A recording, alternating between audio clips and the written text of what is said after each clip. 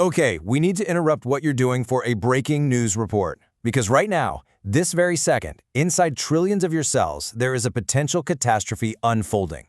We're talking about a high-speed crisis on a microscopic highway, and honestly, the only thing stopping a total disaster is this tiny, unsung hero we're about to meet.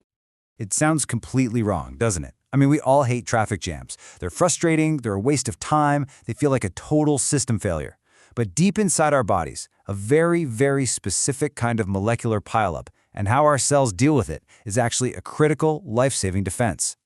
So, to really understand the crash, we first have to appreciate just how busy the highway is. Try to picture a factory floor so impossibly busy that it's operating on a scale that's hard to even wrap your head around.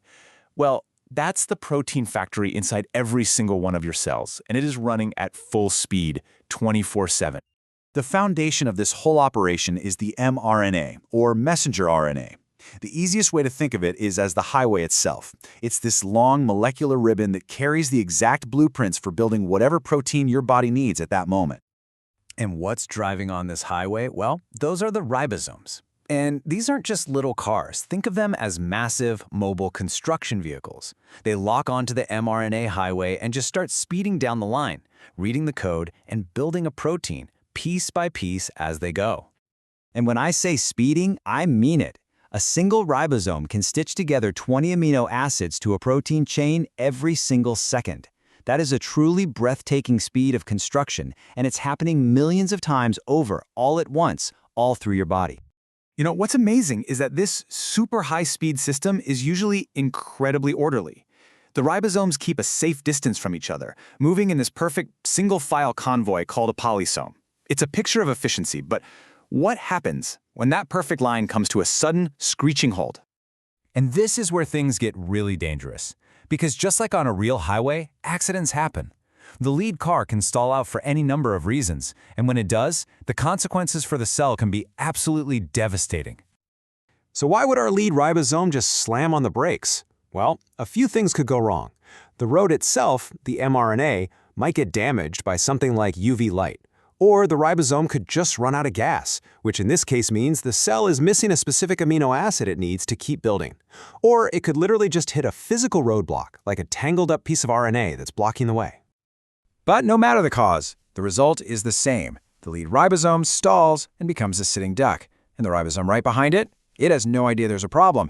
It just keeps on moving at full speed until, bam, it slams right into the back of the first one. This is a ribosome collision, a molecular rear-ender. Now, this is where it gets really, really dangerous. See, if these jammed-up ribosomes aren't dealt with, they can start spitting out these half-finished, totally mangled proteins. This toxic junk then clumps together, forming these aggregates that can kill the cell and on a bigger scale contribute to awful diseases like Alzheimer's. So this presented scientists with a really cool puzzle. The cell obviously knows when these pileups happen because it reacts. But how? How does a system that communicates with chemicals somehow feel a purely physical event like a car crash? I mean, really think about that. There isn't a chemical signal for, hey, I've been rear-ended.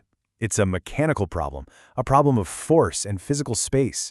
So how on earth does the cell's alarm system get the memo? Well, the answer turned out to be just brilliantly simple. Turns out the cell has a dedicated traffic sensor, a first responder on the scene, and its name is ZAC alpha. So ZAC alpha is a type of signaling protein, a molecular switch basically, and it's always just kind of hanging around the ribosomes. But the key is its shape.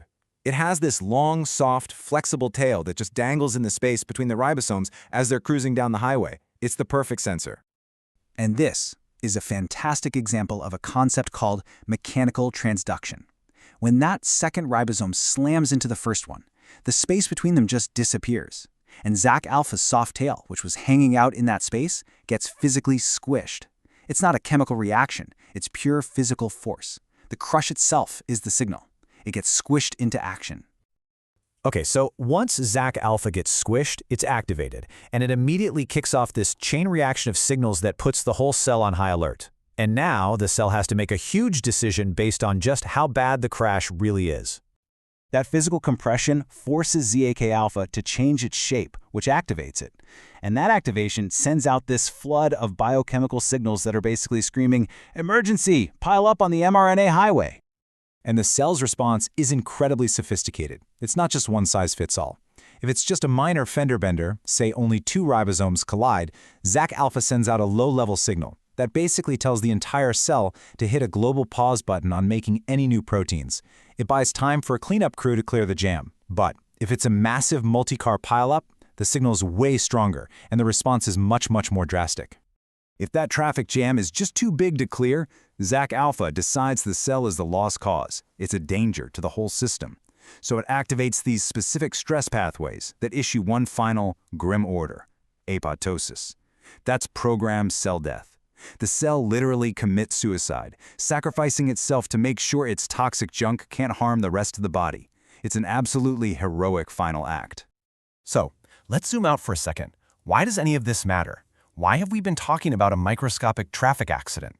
Because this tiny sensor, this little cellular traffic cop, is doing one of the most critical jobs in your body, especially in your brain. This right here, this is the goal. This is what's supposed to happen every time. A perfect protein, built exactly to the blueprint, folding up correctly and getting released to do its job.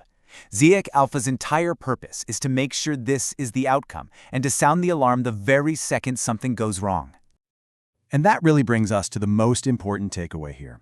Without this little squishy sensor policing our cellular highways, all those microscopic pileups would just go completely unnoticed.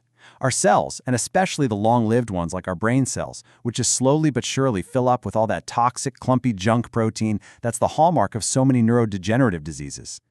It's really an incredible thing to think about. This whole drama, high-speed chases, catastrophic crashes, life-or-death decisions, it's all playing out trillions of times over, every single moment of every single day, inside of you. And it just makes you wonder, right? What other invisible, life-saving emergencies are unfolding inside us right now, completely without us even knowing about it?